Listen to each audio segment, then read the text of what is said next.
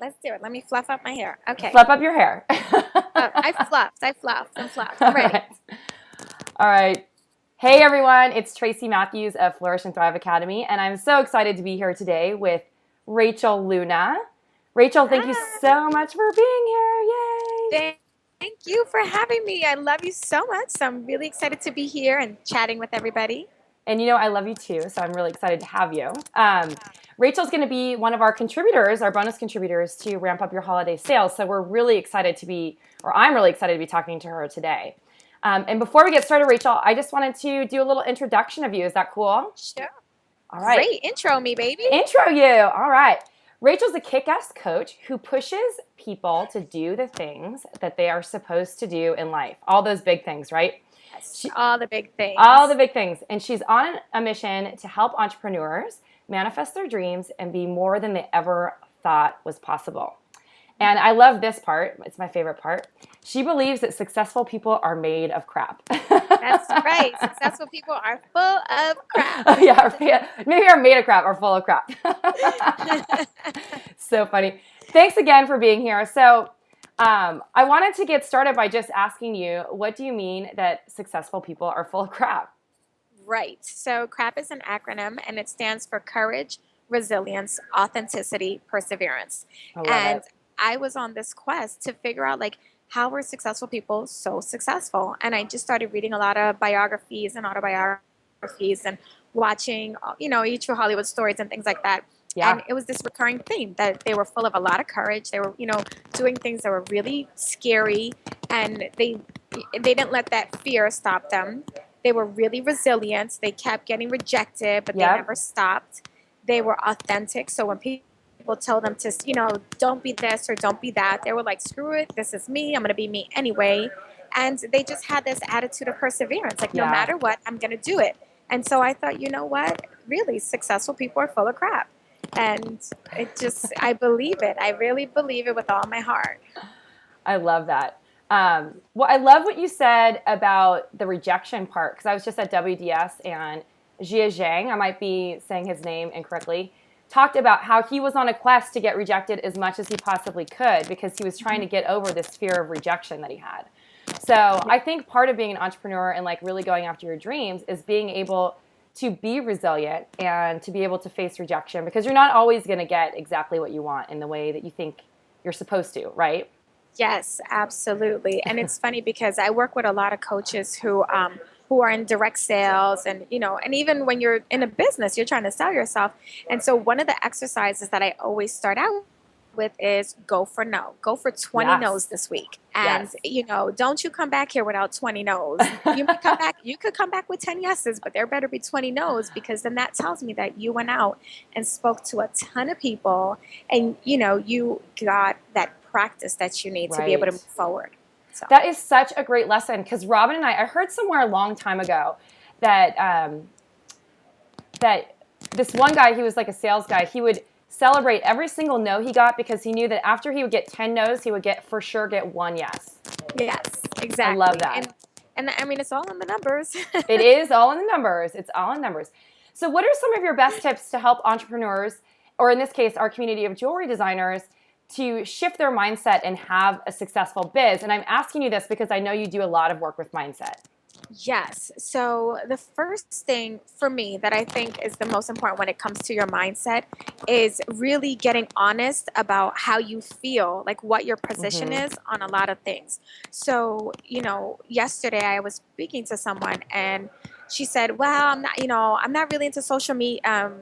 I'm not into media. I Yeah. just want to do social media. I don't want to do print. I don't want to do this. Right. Like, just my mind is just not there." And I said, "Well, maybe you need to have a change in your mindset, because that's what's going to really propel you. So just get really honest about what your personal beliefs are in the space that you're in. So if you're a jewelry designer and your belief is, I'm never going to be as successful as, uh, I don't know who's some famous designer. We'll say Alexis Bittar. Yeah, famous designer, right? Alexis. Then it's like, okay, well, what do you really think about yourself? Why don't you think that you'll be as successful? What do you think is missing?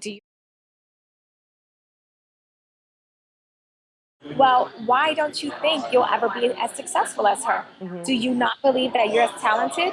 Do you not believe that you have the same resources? Right. Do you feel that you have some negative disadvantages? You have to identify those things. And once you identify where your resistance is, Hmm. you have to go through systematically one by one. Well, why do I think I'm not as talented? Who told me that? And then start working on celebrating I love that. everything that makes you amazing and fantastic. Because obviously, I don't believe that we're given gifts that we're passionate about if we're not meant to be successful in them. Right. I believe that too.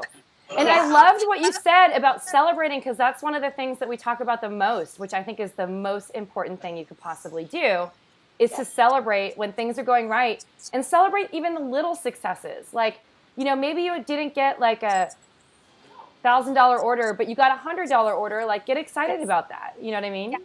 It's just And like it's the little things that start to build, right? absolutely. So in my book, which you have, Yes. I have it right Successful, here. and I have it too. Woo. But in the book, one of the assignments I tell people to do is write down every success you've had in your entire life. Like, did you graduate kindergarten? Write it down. Did Right. you get out of high school? Did you get a GED? Did you run a marathon or a 5K, or did you walk from here to the corner? Yes. Everything. And it's also something that I spoke about at Spark and Hustle is to, when you're about to go for that ask, what we're talking earlier about Yep. going for the no, Yeah. pull out your list of wins to build up your confidence. I So love you have that. to have these triggers set up all around your day, reminding you that you are fabulous, that you are just as capable, that you're not limited by your location, you're not limited by obstacles Hmm. or circumstance. Like, you can really break every single boundary.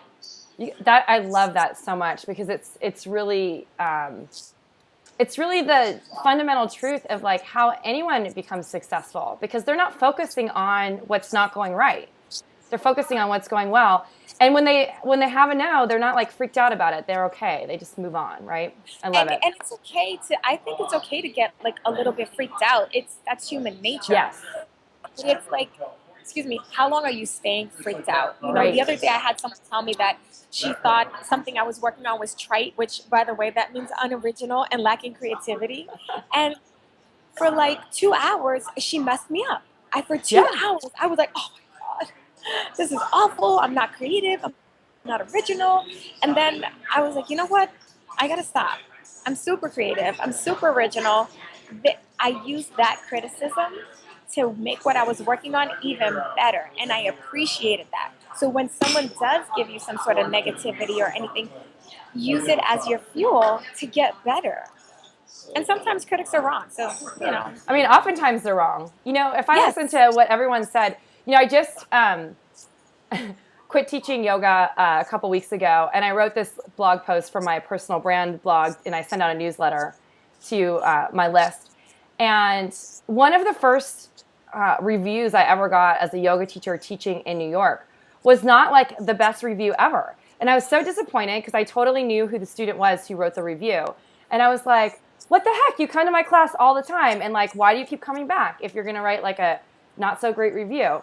But what it did is it fueled me to become a better yoga teacher. So I was completely aware of every time I walked into that room and what I was giving to the students and how it would be perceived on the other end. So, you can use criticism, whether it's wrong or right, I think in a lot of cases, and I don't know what your thought about this is, to really just be a better designer, a better person, a better salesperson, like all of that. Don't you think? Yeah, I love it. absolutely. And I mean, not to like shamelessly promote, but I talk about that in the book too. Yeah. Like, you can use your haters as like your lighter fluid to just put you on fire, set you ablaze to do what you're supposed to do.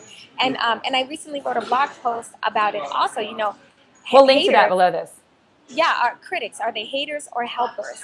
And even the haters can become helpful. Yes. Because you can take whatever they're saying and see, like, is there truth to what they're saying? Right. And can I improve? Or is what they're saying totally wrong? And can I learn to be more resilient? Yes. Brilliant. Brilliant. So I wanted to ask you, when you're working with someone who's in a total funk, and you sort of talked about this a little bit later, but like, What's like one quick thing that they can shift out of the funk quickly? Well, I beat them with a stick.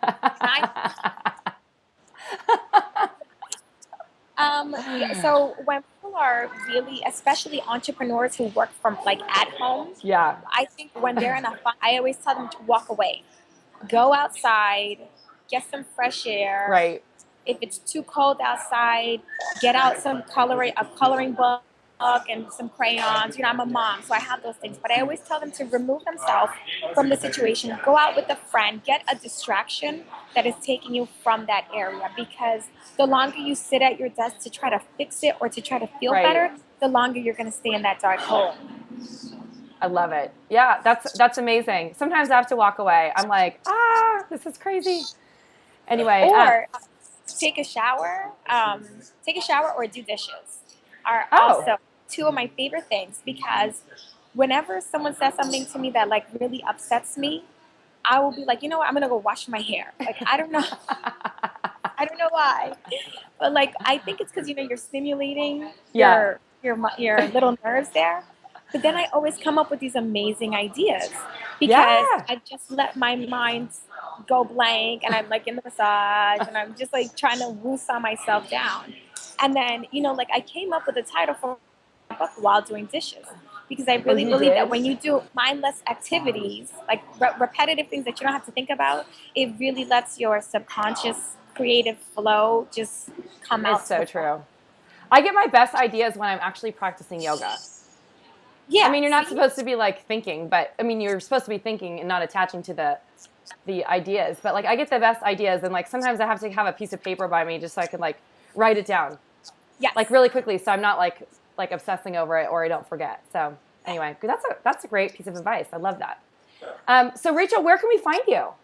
You can find me at thetailormadelife.com, and you can follow me on Twitter and Instagram at It's Me Rachel Luna. And I think you'll link to that below, right? Yes, both. Yeah. So find me, follow me, friend me. And buy your book. Buy my book. Or actually, look, if you want to sample it, go to thetailormadelife.com and just put your name and email in the little box, and you'll get the first chapter for free. Awesome. And if you don't even want to do that, you can email me, info@thetailormadelife.com. I love it.